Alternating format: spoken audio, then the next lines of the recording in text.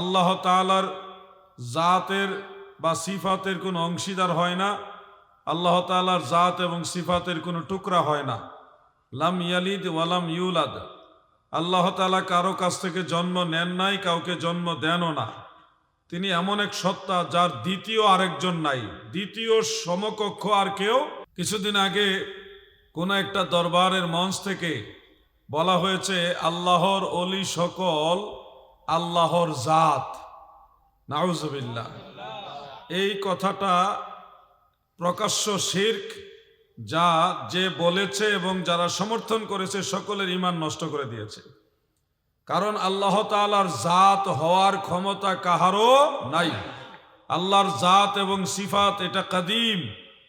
আল্লাহ তাআলার জাত এবং সিফতের কোনো অংশ হয় না, টুকরা হয় না, সমকক্ষ হয় না। আল্লাহ তাআলার জাত হিসেবে কোনো ওলিয়া উলিয়াকে মনে করা কুফরি, এটা ঈমান বিধ্বংসী কথা।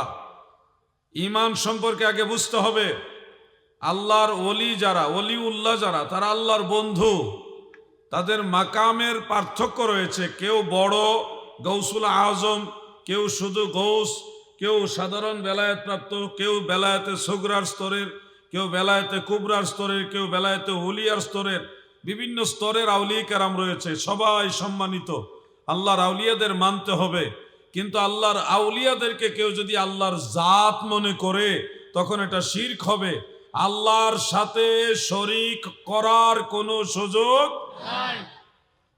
খোদ রসুল আকরাম, আমাদের দয়াল নবী রসুল পাক সাল্লাল্লাহু আলাইহি ওয়াসাল্লাম, প্রিয় নবীজি, তিনি নূর, কিন্তু নবীজির নূরে মুহাম্মাদি আল্লাহর জাতের অংশ নয়। এজন্য আলা হযরত আজিমুল বারাকাত ইমাম আহলে সুন্নাহ ইমাম আহমদ রেজা খান ফাজিল বেরলভী রাহমাতুল্লাহ আলাইহি ফতোয়ায়ে রিজভিয়ার মধ্যে লিখেছেন, কেউ যদি আল্লাহর জাতের অংশ এই বিশ্বাসে নবীকে আল্লাহর জাতি নূর বলে তাহলে এটা শিরিক হবে। তার ঈমান চলে যাবে, ঈমান ধ্বংস হয়ে যাবে, সেই ঈমান থেকে খারেজ হয়ে যাবে, বেঈমান হয়ে যাবে। কিন্তু কেউ যদি এই বিশ্বাস করে যে আল্লাহ তাআলার সৃষ্টি জগতের মধ্যে দয়াল নবীজির নূর মুবারক, এটা নূরের মধ্যে জাতি নূর, আল্লাহর জাতের অংশ নয়, আল্লাহর সিফাতের অংশ নয়, কিন্তু নবীজির জাত, নবীজির সত্তা, নবীজির অস্তিত্ব, এটাই হলো নূর। ওই দৃষ্টি থেকেও যদি জাতি নূর বলে কোনো অসুবিধা নাই, ঈমান যাবে না, শিরক হবে না। কিন্তু কেউ যদি আল্লাহর জাতের অংশ, আল্লাহর জাতের টুকরা মনে করে তখন এটা শিরক হবে। আলা হযরতের ফতোয়াগুলি খুবই সূক্ষ্ম, অনেক জটিল জটিল বিষয়ের সমাধান আলা হযরতের ফতোয়ার মধ্যে আছে।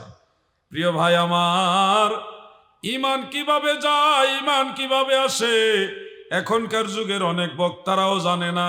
এরা শুধু গান গাইতে জানে আর মজার মজার কথা বলে মানুষের মনোরঞ্জন দিতে জানে। মনে রাখবেন, আল্লাহর জাতের অংশ হিসেবে কেউ যদি আল্লাহর নবীকে আল্লাহর জাতি নূর বলে তাহলে ঈমান থাকবে না। তবে নবীকে জাতি নূরের জ্যোতি বললে অসুবিধা নাই।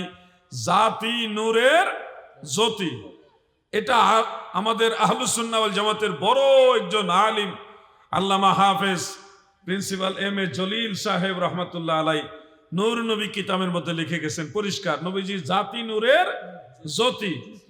মনে রাখবেন, আল্লাহ তাআলা কর্তৃক হিকমতে কামেলা দ্বারা রসুল পাক সাল্লাল্লাহু আলাইহি ওয়াসাল্লামের নূরে মুহাম্মাদিকে সৃষ্টি করেছেন বিনা মাধ্যমে, বেলা ওয়াসিতা, বিনা মাধ্যমে নূরে মুহাম্মাদি সৃষ্টি করেছেন। এই নূরে মুহাম্মাদি আল্লাহর কোনো অংশ নয়, আল্লাহর জাত এবং সিফতের কোনো অংশ নয়। এই বিষয়গুলো আমাদের ক্লিয়ারলি জানতে হবে। যেখানে একজন আলেম বলেছিল নবীজি আল্লাহর ছায়া, আল্লাহর ছায়া নবীজিকে বলা যাবে না। কেন বলা যাবে না? ওই আলেম দাবি করেছিল ছায়া শরীরের অংশ না, যার প্রমাণ একটা মানুষের শরীরের ছায়া যখন পড়ে, ছায়ার মধ্যে আঘাত করলে শরীরে আঘাত লাগে না, ছায়ার মধ্যে আঘাত করলে শরীরের মধ্যে ব্যথা লাগে না। তার মানে উনি বুঝালেন যে ছায়া শরীরের অংশ না। ওনার এই যুক্তিটা অযৌক্তিক না, কিন্তু আরেক দৃষ্টিতে আপত্তি আছে। ওয়ালাইসা কামিসলিহি শাই, আল্লাহর মতো কিছুই নাই। এই দৃষ্টিতে প্রত্যেকটা মানুষের ছায়া তার দেহের অনুরূপ হয়। তার দেহের মতোই হয়। এই জন্য আপনার হাত যদি সোজা রাখেন, আপনার ছায়াটা সোজা হাতের মতো পড়বে। আপনার হাত বাঁকা রাখলে ছায়া বাঁকার মতোই পড়বে, মানে আপনার দেহের আকৃতির সদৃশ আপনার ছায়া পড়বে। এখানে একটা মেসাল চলে আসে, উদাহরণ চলে আসে, উপমা চলে আসে, সাদৃশ্যতা চলে আসে। যেহেতু ছায়া তার দেহের অনুরূপ মেসাল আসে, সেহেতু নবীজিকে আল্লাহর ছায়া বলা যাবে না, কারণ আল্লাহর কোনো মেসাল নাই। ওয়ালাইসা কামিসলিহি শাই, কোনো কিছুই আল্লাহর মতো নাই। এজন্য নবীজিকে আল্লাহর ছায়াও বলা যাবে না। এটা হযরতে মুজাদ্দিদ আল ফিসানি আল ফারুকি রহমতুল্লাহ আলাইহি মাকতুবাত ইমামে রব্বানির মধ্যে উল্লেখ করেছেন। আকীদা সম্পর্কে জানতে হবে। মৌলবীর গোষ্ঠী দাওয়াত পাইলে দৌড় মাইরো না, কোথায় হারাম শিরক হয় কুফরি হয় এগুলি যাচাই করো। যেখানে সেখানে গরুর গোশতের ঘ্রাণ পাইলে দৌড় মাইরো না, আমও যাইবো সালাও যাইবো। এই হারাম খাইতে খাইতে এরা এমন অবস্থা গেছে, এই জন্য তাদের দোয়াও কবুল হয় না। যারা আল্লাহর ওলিদেরকে আল্লাহর জাত মনে করে এরা মুশরিক, মুশরিকরা, এদের সাথে ইসলামের কোনো সম্পর্ক নাই। পীর মুরিদির নামে এই ধরনের কথাও বলা যাবে না। আল্লাহর ওলির আল্লাহর বন্ধু, আল্লাহর বন্ধু, আল্লাহর ওলিদের দোয়া কবুল হয়। আল্লাহর ওলিরা যখন যে দোয়া করে সেটা আল্লাহ কবুল করে। তিনারা আল্লাহ তাআলার মহব্বতের সাগরে ডুবুরি থাকেন। এই কথাগুলি যথার্থ, কিন্তু কখনো আল্লাহর অংশ মনে করা যাবে না। আল্লাহ তাআলা সব ভাইকে বোঝার তৌফিক দেন, বলেন আমিন। আকীদা সম্পর্কে বুঝতে হবে। আহলুস সুন্নাহ ওয়াল জামাত একটা পবিত্র দলের নাম। আহলুস সুন্নাহ ওয়াল জামাত হলো মদিনাওয়ালার দলের নাম। যেই দলের মধ্যে সাহাবায়ে কেরাম ছিল, তাবিঈগণ ছিল, চার মাযহাবের ইমামগণ ছিল, তরিকতের সমস্ত আউলিয়া কেরাম যেই আহলুস সুন্নাহ ওয়াল জামাতের মধ্যে ছিল, সেই আহলুস সুন্নাহ ওয়াল জামাতের নামে ভণ্ডামি করাও চলবে না। ইদানিং ফেসবুকের মধ্যে ব্যাপকভাবে দেখা যাচ্ছে জিকিরের নামে এমন কিছু বিকৃত আওয়াজ। আজকে আমি এই মাহফিলে আসার পথে আমার ছোট ভাই মাওলানা আশিকুজ্জামান কুষ্টিয়া, সে আমাকে একটা ভিডিও দেখালো। ভিডিওর মধ্যে একজন দাঁড়াইয়া এমন কুতাইয়া জিকির করতেছে, মানে কি বলতেছে সে নিজেও জানে না। এটা আজকে দেখছি, এমন বিকৃত আওয়াজ। না আল্লাহর নাম বলতেছে, না নবীর নাম বলতেছে, না কোনো অলির নাম উচ্চারণ করতেছে, কিছুই বোঝা যায় না। যদি তাকে জিজ্ঞাসা করা হয়, এই তুমি কি বলছো, তুমি বানান করো, পারবে না। কিন্তু এটা কি, এটার বানান কি, এটার অক্ষর কি? এজন্য বলছি ভণ্ডামি করে করে আমাদের সুন্নিয়তকে কলঙ্ক করবেন না।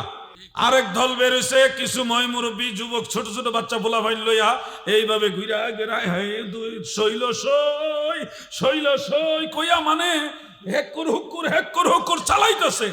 এগুলি কি রে ভাই?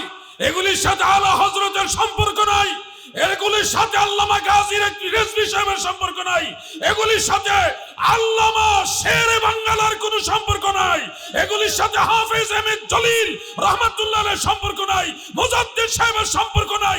এই ভণ্ডামির সাথে সুন্নি জামাতের কোনো সম্পর্ক নাই। ঠিক কিনা বলে? আমাকে যাই বলেন বলেন, আমি ভণ্ডামি জিকির সাপোর্ট করি না। আমিও জিকির করি, যেভাবে আল্লাহর ওলিরা শিক্ষা দিয়েছেন ওইভাবে জিকির করি।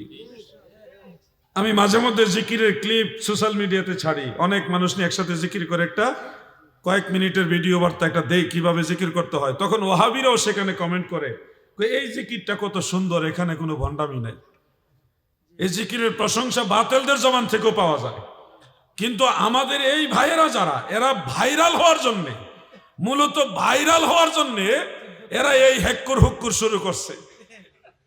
এদের ভাইরালের নেশা ধরছে। তাদের ভাইরালের নেশার কারণে বদনাম হচ্ছে গোটা আহলুস সুন্নাহ ওয়াল জামাত। কেন ভাই এগুলি করেন আপনারা? ভাইরাল হইতে চান, অন্যভাবে হন না, ইলম অর্জন করেন, মাসআলা মাসাইল জানেন। আরো অনেক সুন্দর সুন্দর কথা আছে সুন্নি জামাতের, এগুলি বলেন। নবীর শান কথা বলেন, নবীজির ইজ্জতের কথাগুলি বলেন, ওলি আল্লাহ শানে কথা বলেন, আল্লাহ সম্মান বাড়ায় দিবে। কেন আপনি বিকৃত জিকির, ভণ্ডামি জিকির করে ভাইরাল হইতে হবে? আমরা যখন এগুলি বলি, আবার এক শ্রেণী ভাইরা কম, উনি এখন একটু ওয়াহাবি হয়ে গেছে। আমি যে কি ভণ্ডামির বিরুদ্ধে বলি দেখে আমি বলে ওয়াহাবি হয়ে গেছি। চিন্তা করছেন এই ভণ্ডামি কোথায় গিয়ে শেষ হবে? আমরা আল্লাহর জিকির চাই, কিন্তু ভণ্ডামি চাই না। কি বলেন আপনারা? আমরা আল্লাহর জিকির চাই, কিন্তু ভণ্ডামি চাই না। আপনি যদি কলবে জিকির করেন, সেই জিকির যেভাবে আল্লাহর ওলিরা পীর মাশায়েখরা শিক্ষা দিয়েছে ওইভাবে করেন, তাহলে দেখবেন আপনার জিকির হয়েছে। আসুন আমরা 1 মিনিট সবাই মিলে একটু জিকির করি। কিভাবে জিকির করতে হয় স্পষ্ট করে আল্লাহ আল্লাহ আল্লাহ এগুলো উচ্চারণ করে বলুন। আল্লাহ আল্লাহ আল্লাহ আল্লাহ আল্লাহ আল্লাহ, সবাই আল্লাহ আল্লাহ আল্লাহ আল্লাহ আল্লাহ। মাশাআল্লাহ।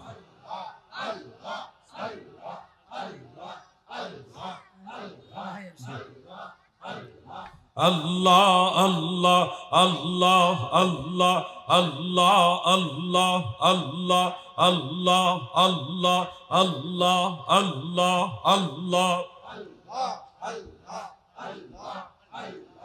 আল্লাহ আল্লাহ আল্লাহ আল্লাহ। সবাই মিলে জিকির করেন, সবাই একসাথে আল্লাহ আল্লাহ আল্লাহ আল্লাহ আল্লাহ আল্লাহ আল্লাহ আল্লাহ আল্লাহ আল্লাহ। প্রিয় ভাইয়ের আমার, এইভাবে জিকির করলে কেউ কি সুন্নি জামাতের বদনাম বলবে? যে সুন্দরভাবে আপনারা আল্লাহ আল্লাহ বলে আল্লাহর জিকির করলেন, এই জিকির দেখলে সুন্নি জামাতের বদনাম হবে? বাতিলরা সমালোচনা করার সুযোগ পাবে? কিন্তু আপনি জিকিরের নামে যদি কতগুলি মানুষের লাগিয়ে দিলেন, দাঁড়ায় দাঁড়ায় এমন এমন ভাবে অঙ্গভঙ্গি করতেছে, এরা নাচতেছে না জিকির করতেছে, এটা বোঝা মুশকিল। আবার জিকিরের গজলের মাঝে মাঝে বক্তা নিজেকে আব্বা আব্বা, কিরে তুই জিকিরের মধ্যে আব্বারে ডাকস কেন? জিকিরের মধ্যে ডাকবি আল্লাহ রে, আল্লাহ রে না ডাকে জিকিরে সামাগাইতে আব্বা আব্বা, কিতা রে ইতা কিতা, কি একটা অবস্থা, তামাশার বস্তু বানায় ফেলছে জিকিরটাকে। আল্লাহর ওয়াস্তে আমি অনুরোধ করতেছি, মদিনাওয়ালার মহব্বতে আপনারা সুস্থভাবে জিকির করেন, জজবা নিয়েই করেন, তরিকতের জজবা নিয়ে জিকির করেন, কিন্তু সুস্থভাবে করেন। আপনারা এমন কাজ করবেন না যে কাজের দ্বারা সুন্নি জামাতের বদনাম হয়। আজকে এখানে আপনাদের নিয়ে জিকির করছি না, কি করলাম না? এইভাবে জিকির করবেন, পরিষ্কারভাবে মনোযোগ দিয়ে আল্লাহ তাআলাকে দিলের ভিতরে আল্লাহর জিকিরকে হাজির রেখে আপনারা জিকির করবেন। আল্লাহ আমাদের তৌফিক দেন, বলেন আমিন। আমি এই প্রতিবাদগুলি করতেছি, করবো, এতে কে আমার বিরুদ্ধে কি বললো এগুলো আমার দেখার কোনো প্রয়োজন নাই। সত্য কথা বলতে হবে, কি বলেন? সত্য কথা বলতে। প্রিয় ভাই আমার, আমি গুনাহগার। আজ থেকে কয়েক বছর আগে যখন দয়াল নবীর শান মানে আলোচনা করছিলাম, যে নবীজি মেরাজে গিয়েছেন, মেরাজে যে সপ্তম আসমানের উপরে ওঠে, সিদরাতুল মুনতাহা পার হয়ে আল্লাহর আরশ কুরসি লৌহ কলম পার হয়ে কাবা কাউসাইনি আও আদনা গিয়েছেন, এবং আমার আল্লাহ তাআলাকে চর্মচক্ষু দ্বারা দেখেছেন। এই কথাগুলি যখন বলেছিলাম, আমারই মাতৃভূমি বাংলাদেশের কিছু আলেমরা, কিছু ওয়াহাবি, কিছু সেমি ওয়াহাবি, তারা আমার বিরুদ্ধে লেগেছিল। হ্যাঁ জিহাদি সাহেব, এগুলি কেন বলেন? এটা তো কোরআন সুন্নাহর বিরোধী কথা, সহি হাদিসে নাই। এমনকি গত বছর বাংলাদেশের কোনো একটা দরবারে আমি গিয়েছিলাম, যাওয়ার পরে সেই দরবারে একজন বড় আলেমের সাথে আমার দেখা হইল। উনিও একটা কামিল মাদ্রাসার সম্মানিত মুহাদ্দিস, তিনার সাথে আমার দেখা হইলো। আমরা কয়েকজন মিলে পার্সোনালি একটু কথা বললাম ওখানে। সেখানেও তিনি একই কথা দাবি করলেন যে আপনার এই বক্তব্যগুলো, যে নবীজিকে নূর বলা, নূরের তৈরি বলা, বা নবীজি আল্লাহ তাআলাকে চর্মচক্ষু দ্বারা দেখেছেন, এই কথাগুলি বলা সঠিক না। তা আমি বললাম, কেন সঠিক না? নবীজি তো আল্লাহ তাআলাকে চর্মচক্ষু দ্বারা দেখেছেন, এটা আহলুস সুন্নাহ ওয়াল জামাতের ফায়সালা। তো উনি বলতেছে না, এটা ইমাম ইবনু হাজার আসকালানী রহমাতুল্লাহ আলাইহির মতে নবীজি আল্লাহ তাআলাকে অন্তরচক্ষু দ্বারা দেখছেন, চর্মচক্ষু দ্বারা দেখে নাই। আমি আবার পাল্টা বললাম, কেন? হাফেজুল হাদিস ইমাম মহিউদ্দিন নববী রহমাতুল্লাহ আলাইহি শরহে মুসলিমের মধ্যে লিখেছেন যে জমহুর আইমাই কেরামের ফায়সালা, কওলে রাজে হলো, গ্রহণযোগ্য মত হলো, ইন্নান নবিয়্য সাল্লাল্লাহু আলাইহি ওয়াসাল্লাম রাআ রাব্বাহু বিআইনি রাসিহি, নবীজি আল্লাহ তাআলাকে চর্মচক্ষু মুবারক দ্বারা দেখেছেন। সুবহানাল্লাহ বলেন। তো উনি বললেন এটা ইমাম নববীর একক বক্তব্য। পরবর্তীতে আমি ওনাকে দলিল দিলাম যে এটা ইমাম নববীর একলা বক্তব্য না, হাফিজুল হাদিস ইমাম জালালউদ্দিন সুয়ুতি রাহমাতুল্লাহ আলাইহি শরহে মুসলিমের মধ্যে পরিষ্কার বলেছেন, আমার নবীজি আল্লাহ তাআলাকে চর্মচক্ষু দ্বারা দেখেছেন। এটাই রাজিহ কওল, মারহাবা বলে, এটাই গ্রহণযোগ্য মত। এমনকি হাফিজুল হাদিস ইমাম নজমুদ্দিন গাইতি রাহমাতুল্লাহ আলাইহি তিনি একই কথা বলেছেন। ইমাম আহমদ বিন হাম্বল রাহমাতুল্লাহ আলাইহি তিনি একই কথা বলেছেন, যিনি 10 লক্ষ হাদিসের সনদ মুখস্থ জানতেন। মারহাবা বলে, তিনিও বলেছেন আমার নবী আল্লাহ তাআলাকে চর্মচক্ষু দ্বারা দেখেছেন। আচ্ছা, আপনাদেরকে একটা প্রশ্ন করি, আল্লাহ তাআলা যদি আমাদের দয়া করেন, আমাদেরকে মাফ করে দেন, দয়াল নবীজি যদি আমাদের সুপারিশ করেন, জান্নাতে আমরা যাব, তো জান্নাতে আমরা কি রুহানি ভাবে যাব না সশরীরে যাব? আওয়াজে বোঝা যায় আপনাদের জান্নাতে যাওয়ার ইচ্ছা নাই। সশরীরে যাবেন কিনা, না রুহানি ভাবে যাবেন? সশরীরে যাবেন। তো সশরীরে হাসরের ময়দানে উঠব, এবং হাসরের ময়দানে যারা জান্নাতি তারা সশরীরে জান্নাতে যাবে, যারা জাহান্নামী তারাও সশরীরে জাহান্নামে যাবে। এখন আপনারা একটা জিনিস জানেন কিনা, জান্নাতে যাওয়ার পরে সমস্ত মুমিন বান্দার আল্লাহ তাআলাকে পূর্ণিমার চাঁদ যেমন দেখা যায় এর চেয়ে উত্তম ভাবে আল্লাহকে দেখতে পাবে। এটা হাদিসে মুতাওয়াতির দ্বারা সাবিত। আপনারাও আল্লাহকে দেখবেন। তো জান্নাতে সশরীরে যাইয়া চর্মচক্ষু দিয়া যদি আপনারা আল্লাহকে দেখতে পারেন, তা আমাদের নবী রাহমাতুল্লিল আলামিন আল্লাহ তাআলাকে চর্মচক্ষু মুবারক দ্বারা দেখতে পারে নাকি পারে না? জবান খুলে বলেন, পারে কিনা? আপনি আমি যদি পারি তাহলে নবী পারে না, এই কথা যে বলবে সে নবীর খাঁটি উম্মত হতে পারে না। ঠিক কিনা বলে? সঠিক কথাগুলি বলতে হবে। আজ না হয় কাল সবাই সত্য কথা জানবে এবং মানবে, মানতেই হবে। দুনিয়াতে না মানলে মরার পরে হইলে মানতে হবে। আমরা সুন্নি, আমরা বানাইনা দল না। আমাদের আহলুস সুন্নাহ ওয়াল জামাত স্বপ্নে পায়া বানানো লাগে নাই। আমাদের আহলুস সুন্নাহ ওয়াল জামাত মজলিসে শুরা দিয়ে বানানো লাগে নাই। আহলুস সুন্নাহ ওয়াল জামাত 150-200 বছর আর 400-500 বছর আগে আবিষ্কার হয়নি। আহলুস সুন্নাহ ওয়াল জামাত ইবনে তাইমিয়া আর ইবনে আব্দুল ওয়াহাব নজদি আর আলবানি অমুক তমুকে বানায়নি। আহলুস সুন্নাহ ওয়াল জামাত জান্নাতি দল, এই দলের ঘোষণা দিয়েছে স্বয়ং রাহমাতুল্লিল আলামিন। ঠিক কিনা বলে? আমার আল্লাহু আকবার।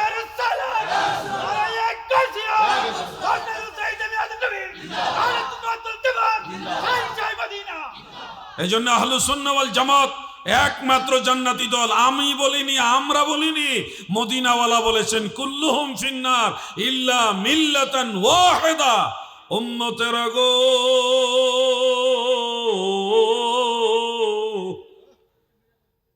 73 দলের মধ্যে 72 দল হবে জাহান্নামী, আর একটা দল হবে জান্নাতি।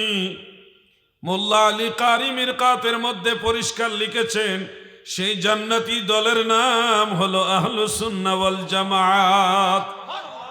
ও আনোয়ারার যুবক ভাইরা গো, নবীর পক্ষে থাইকো, নবীর দলে থাইকো। নবীর পক্ষে থাকতে হলে, নবীর দলে থাকতে হলে আহলুস সুন্নাহ ওয়াল জামাতে আসতে হবে। কারণ সুন্নি জামাত ছাড়া জান্নাতে যাওয়ার আর কোন দল নাই। ডাইল ভাত খান, আলু ভর্তা দিয়া, ডাইল দিয়া, কাঁচামরিচ দিয়া ভাত খান, চোখে শান্তির ঘুম আসবে। কোটি কোটি টাকা রুজি করেন কিন্তু শান্তি পাবেন না, বাড়িতে ঘুমাইতে পারবেন না। হারামের আরাম নাই। যারা মানুষকে ঠকাইছে, আজ থেকে কয়েক বছর আগেও যারা ক্ষমতার দাপটে মানুষের উপরে কখন কি বলছে হিসাব করে নাই, কাকে কি বলছে চিন্তা করে নাই, আজকে অনেক টাকা রুজি করার পরেও জমি জমা, বাড়ি গাড়ি, বহু সম্পদ, মিল ফ্যাক্টরি থাকার পরও তারা তাদের ঘরে ঘুমাইতে পারে না। শিক্ষা নেন এখান থেকে, যেই দলের হোক, যেই হোক, হারাম খাবেন, আরাম পাবেন না। হারামের কোনো আরাম নাই, হালালের শান্তি আছে। আমার কথা বেজার হইতেছেন আপনারা?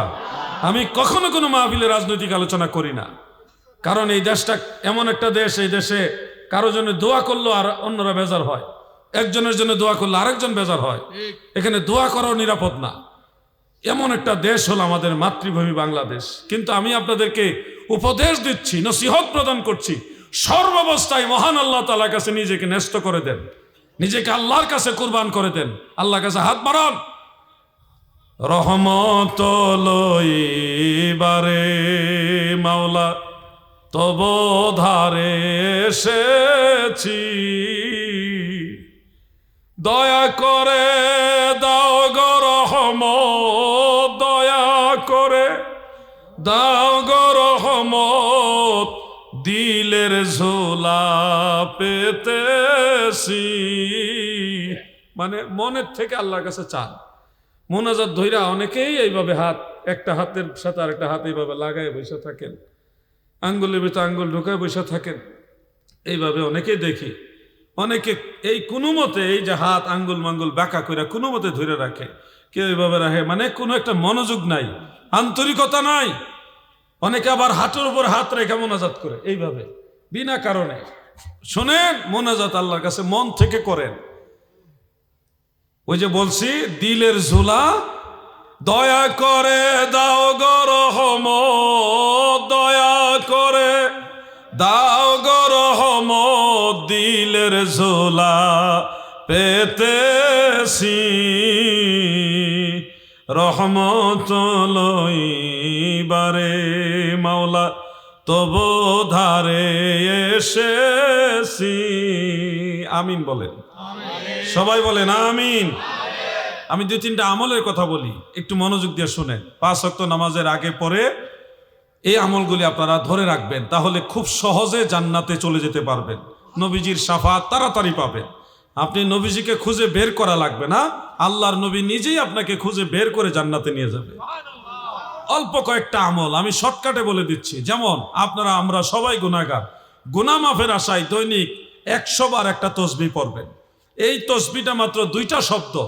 আপনি যদি আল্লাহর উপরে ইয়াকিন করে অনুতপ্ত হৃদয়ে আল্লাহর কাছে এই 100 বার তসবিহটা পাঠ করেন, আপনার আমল নামায় যদি সাগরের ফেনার সমতুল্য গুনাহও থাকে, সমস্ত গুনাহ খাতা আল্লাহ মাফ করে দিবে। এই তসবিহটা আপনাদের সবার জানা দরকার।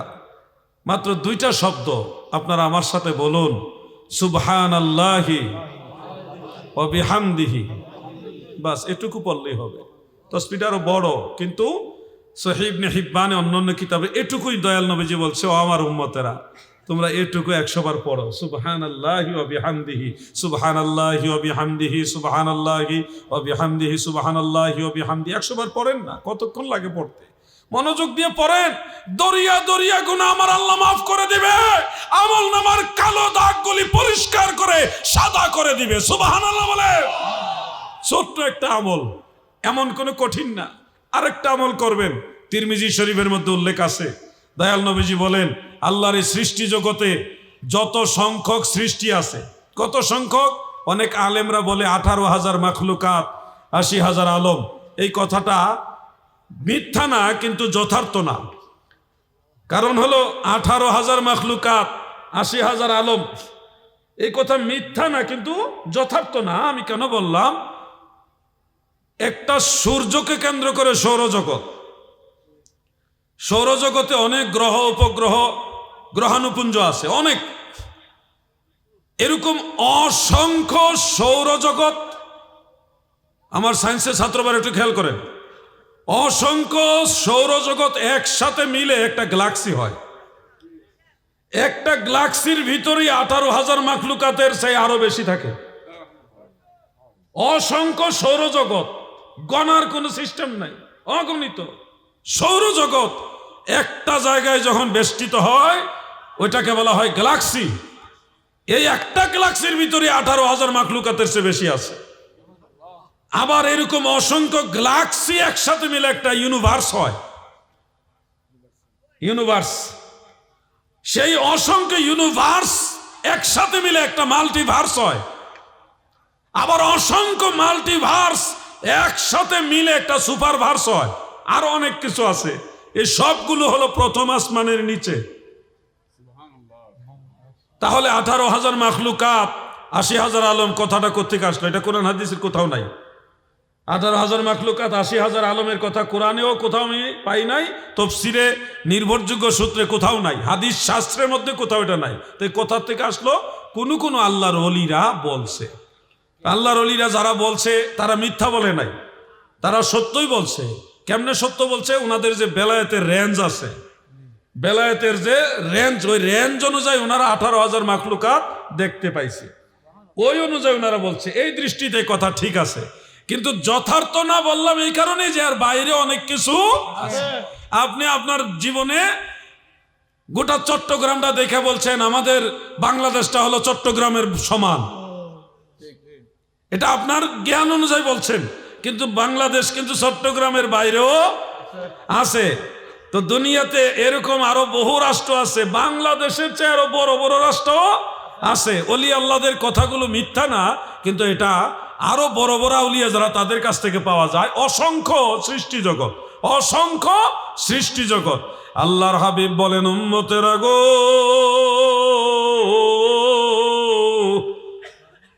যদি এই তসবিখানা তোমরা একবার পড়ো, মাত্র 3টা শব্দের একটা তসবি, 3টা শব্দের একটা তসবি একবার যদি পড়েন, দয়াল নবীজি বলেছেন আল্লাহর সৃষ্টি জগতে যত সংখ্যক সৃষ্টি আছে ওই সমান নেকি আমার আল্লাহ আপনার আমল নামায় দিয়ে দিবে।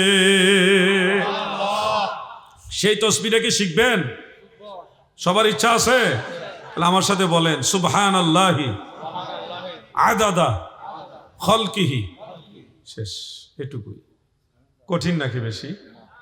বলেন তো, সুবহানাল্লাহি আদাদা খলকিহি। বলেন সুবহানাল্লাহি, সুবহানাল্লাহি আদাদা খলকিহি, সুবহানাল্লাহি আদাদা খলকিহি। পড়েন, কিছু আমল করে যান, নগদ আমল করে যান। সুবহানাল্লাহি আদাদা খলকিহি। আপনিও পড়েন, মাইকলাহি আদাদা খলকিহি পড়েন।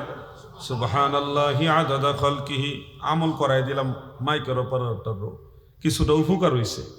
ঠিক আছে না ভাই? এটা হাসরের দিনটার ভেবেন যে আদি হুজুর আমার এই উপকারটা করে দিন। আরেকবার বলেন, সুবহানাল্লাহি আদাদা খলকিহি, সুবহানাল্লাহি আদাদা খলকিহি। আল্লাহ তাআলা আপনাদের আমাদের সবাইকে আমল করার তৌফিক দেন, মহব্বতে বলেন আমিন।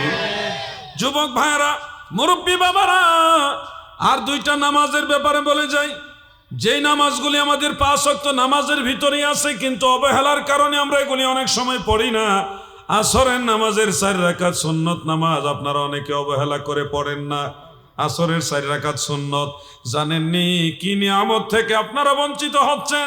আল্লাহর হাবিব বলেন, মান সাল্লা 4 রাকাতিন ক্বাবলাল আসরে বানাল্লাহু লাহু বাইতান ফিল জান্নাহ ওয়া ফি riwayatin উখরা হারামাল্লাহু বাদানাহু আলান নার। দয়াল নবী বলেন, উম্মতেরা গো, আসরের ফরজের আগে যারা 4 রাকাত সুন্নত নামাজ পড়বা তাদের জন্য আমার আল্লাহ জান্নাতের মধ্যে বড় মায়া করে একটা ঘর বানায়। আল্লাহ তাআলা ঘর বানায় এই কারণে, আমার বান্দাই সুন্নত নামাজ পড়ছে, আমার বান্দা জান্নাতে আইসা এই ঘরের মধ্যে আরাম করবে। অন্য হাদিসে আছে, হারামাল্লাহু বাদানাহু আলান নার। আপনার এই সুন্নত নামাজ আমল করার কারণে হাসর ময়দানে আপনার জন্য জাহান্নামের আগুন হারাম করে দিবে। আগুনে পোড়ায় না, জমেও সয় না গো, নবীর প্রেমিক যে জনা। এই সুন্নত নামাজটা পড়বেন না ইনশাআল্লাহ। আমাকে যুবক ভাইরা কথা দেন, আপনারা ইনশাআল্লাহ আসরের সুন্নতটা পড়বেন কিনা? মুরব্বীরাও বলেন, পড়বেন কিনা ইনশাআল্লাহ? আল্লাহ আপনাদের তৌফিক দেন, বলেন আমিন। আরেকটা সুন্নত নামাজ অবহেলা করা হয়, সেটা হলো এশারের নামাজের 4 রাকাত সুন্নত।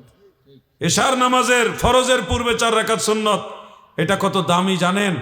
হাফিজুল হাদিস ইমাম আবু জাফর উকাইলি রহমাতুল্লাহ আলাইহির কিতাবুদ দুআফা বা দুআফাউল কবির, দুআফাউল কবির, সেই কিতাবের মধ্যে হযরত আব্দুল্লাহ ইবনে আমর ইবনে আস রাদিয়াল্লাহু আনহু থেকে রওয়ায়াত উল্লেখ করেছেন যে মান সাল্লা 4 রাকাতিন ক্বাবলা আল ইশাই কা কদরিহিন্না মিন লাইলাতিল কদর। সুবহানাল্লাহ বলেন। আপনারা যদি এই এশারের ফরজের আগে 4 রাকাত সুন্নাত পড়েন, লাইলাতুল কদরের সমান নেকি পাবেন। কল্পনা করা যায়? লাইলাতুল কদর 1000 মাস নফল নামাজ পড়লে যেই নেকি, এর চেয়ে বেশি নেকি লাইলাতুল কদর। আর সেই লাইলাতুল কদরের সমান নেকি পাবেন এশার নামাজের 4 রাকাত সুন্নত নামাজ পড়লে। বলেন তো এত সুযোগ আর কে দিব আপনাদেরকে? অন্য কোন নবীর উম্মতের বেলা এত সুযোগ ছিল না। আমার দয়াল নবী উম্মতের কান্ডারি, উম্মতরে কেমনে জান্নাতে নিব, সহজে কেমনে উম্মত বাঁচাইয়া জান্নাতে নিব, এই জন্যে এত সুযোগ সুবিধা। এজন্য মাঝে মধ্যে বলি, দয়াল নবী তুমি গুণমণি, এই পাপী লোক তরাইবেন বলে গো নবী, পাক কোরআনেতে শুনি গো নবী, দয়াল নবী তুমি গুণমণি। বলুন না দয়াল নবী। এই দুইটা আমলের কথা বললাম, বেশি বিরক্ত করলাম না, আপনারা চেষ্টা করবেন আমল করার। শোনেন, আচ্ছা নামাজের ব্যাপার আরো দু একটা বলি, বলা দরকারও আছে। আপনারা যারা যারা সারা রাত তাহাজ্জুদ নামাজ পড়তে পারবেন হাত উঠান। আমরা মানুষ না, আমরা দুর্বল, ঘুম আসবে, শরীর ক্লান্ত, দুর্বল, অলসতা আসবে, একটানা সারা রাত তাহাজ্জুদ পড়া আমাদের দ্বারা সম্ভব না। আমাদের দয়াল নবীজি পারতেন, তারপরে সারা রাত পড়ে নাই। রাতের এক অংশ কুমিল লাইলা ইল্লা কলিলা, রাতের একটা অংশ নবীজি দাঁড়ায় নামাজ পড়ছেন। ফাতাহাজ্জাদ বিহি নাফিলাতাল লাক, এটা নবীজির উপর অতিরিক্ত ফরজ ছিল, তারপরও নবী সারা রাত পড়ে নাই, রাতের এক অংশ পড়ছেন। কিন্তু উম্মত সারা রাত তাহাজ্জুদ পড়ার নেকি কেমনে পাইবো, এই জন্যে নবীজি আল্লাহর কাছ থেকে একটা আইন পাশ করাইছে। আপনারা দিনে 2 বার সারা রাত তাহাজ্জুদ নামাজ পড়ার সমান নেকি হাসিল করতে পারবেন। দিনে কয়বার? 2 বার। একটা হলো, খেয়াল করেন, একটা হলো জোহরের নামাজ, যখন আপনি 4 রাকাত সুন্নত পড়লেন, 4 রাকাত ফরজ পড়লেন, 2 রাকাত সুন্নত পড়লেন, শেষে 2 রাকাত নফলও পড়লেন।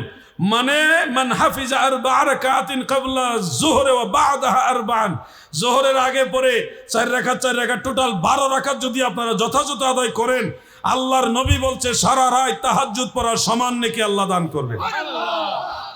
আর দ্বিতীয়টা হলো এশারের নামাজের ফরজ যখন শেষ হয়ে যাবে, 2 রাকাত সুন্নত পড়বেন, এবং সুন্নতের পরে 2 রাকাত নফল নামাজ আছে, এটাও পড়বেন।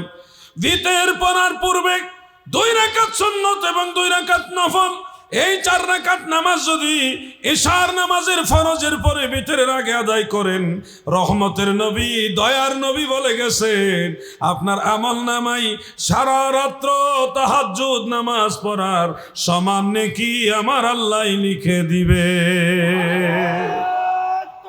আল্লাহু আকবার।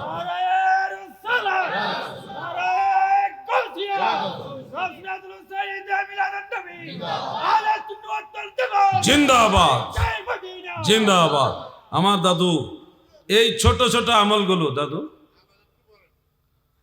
আমার দাদু ভাইয়েরা গো, দিনে 2 বার সারা রাত্র ব্যাপী তাহাজ্জুদ নামাজ পড়ার সমান নেকি হাসিল করার সুযোগ আছে। কারণ আমার দয়াল নবীজি কিভাবে সহজে উম্মতকে জান্নাতে নিবে, এই জন্য বিশেষ স্পেশাল কিছু সুযোগ আমাদের জন্য নিয়ে আসছে। কারণ তিনি দরদি নবী, দয়ার নবী। 1 নম্বর হলো, যারা জোহরের নামাজের ফরজের আগে 4 রাকাত সুন্নত পড়ে, ফরজের পরে 2 রাকাত সুন্নত এবং 2 রাকাত নফল, মানে সর্বমোট 12 রাকাত জোহরের নামাজ যারা আদায় করবে, আল্লাহর নবী বলেছে এই বিনিময়ে আমার আল্লাহ আপনার আমল নামায় সারা রাত তাহাজ্জুদ নামাজ পড়ার সমান নেকি দিবে। দ্বিতীয় হলো, আল্লাহর হাবিব বলেন মান সাল্লা 4 রাকাতিন বাদাল ইশাই, এশারের ফরজের পরে 4 রাকাত নামাজ, মানে 2 রাকাত সুন্নত এবং 2 রাকাত নফল। এশারের ফরজের পরে বেতেরের আগে, ফরজের পরে বেতেরের আগে 2 রাকাত সুন্নত 2 রাকাত নফল, এই 4 রাকাত নামাজ যদি আপনারা আদায় করেন গো, দয়াল নবী বলেছেন সারা রাত্র তাহাজ্জুদ নামাজ পড়ার সমান নেকি আমার আল্লাহ দিয়ে দিবে। আমরা কি আমল করার চেষ্টা করব কিনা বলেন? যুবক ভাইরা বলেন, চেষ্টা করবেন কিনা? আমি আরেকটা কথা বলি, তারপরে আলোচনা শেষ করবো ইনশাআল্লাহ। আল্লাহ যদি বাঁচায়, আনোয়ারাতে আরো মাহফিল আছে, আসবো, কিন্তু আরেকটা আমলের কথা বললে পরে সেই মাইকটা সারি। সারা দেশে এটা আলোচনা সমালোচনা দুইটাই হয়েছে। হ্যাঁ, মসজিদুল আকসায় গিয়েছিলাম, এটা আমাদের পূর্ব প্ল্যান করাই একটা ভিজিট ছিল, ট্যুর। কিন্তু ঘটনাক্রমে একটা মহল প্রচার করছে মসজিদুল আকসা ভেঙে ফেলছে।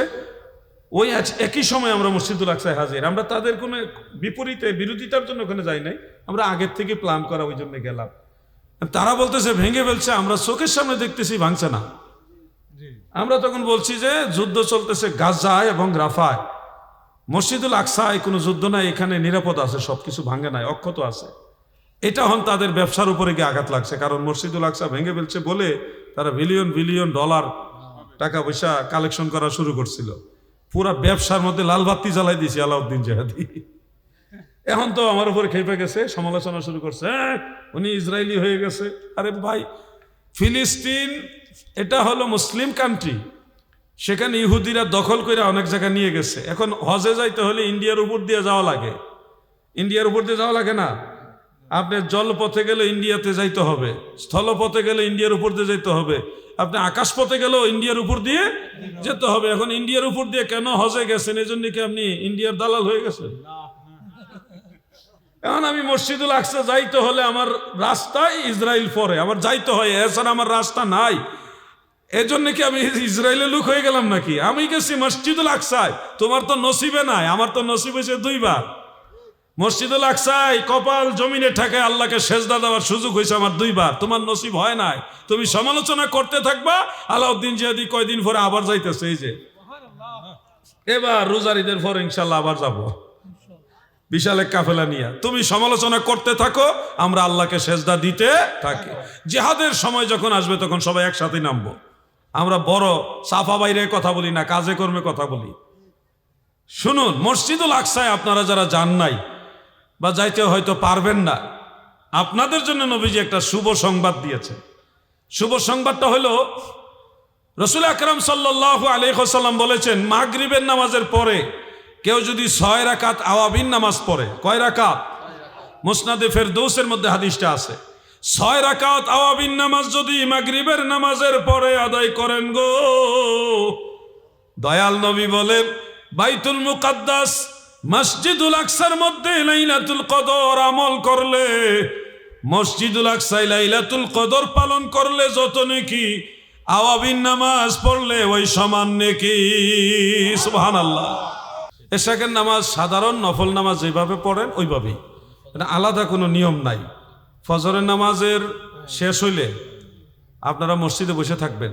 সূর্য ওঠার পরে আপনি যখন নিশ্চিত হবেন যে সূর্য উদিত হয়ে গেছে, তখন আপনি 2 রাকাত নামাজ এশরাকের নিয়তে পড়বেন। নিয়তটা শুধু এশরাকের, যদি এটা নফল নামাজ সুন্নত, কিন্তু সুন্নতে জায়েদা, এটা নওয়াফিলের অন্তর্ভুক্ত।